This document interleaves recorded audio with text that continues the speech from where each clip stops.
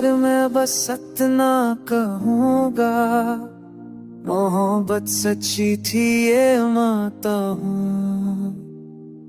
मगर हर सच्ची चीज मिल जाए ये जरूरी नहीं। तुम मेरी कहानी का खूबसूरत हिस्सा थे, और कुछ हंसे याद रहने के लिए होते हैं, साथ चलने के लिए नहीं। मैं तुम्हें शिकायत के बगैर याद रखूंगा।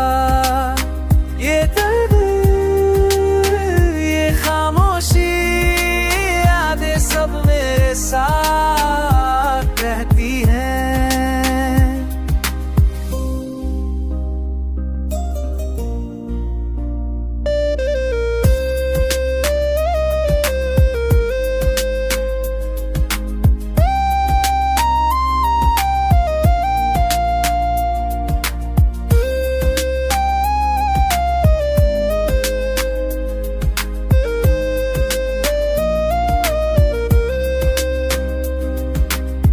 कभी खत्म नहीं होते मोहब्बत, कभी सिर्फ अल्फाज में बाकी नहीं रहती। ये दिल में रहती है और वक्त के साथ मदबूत हो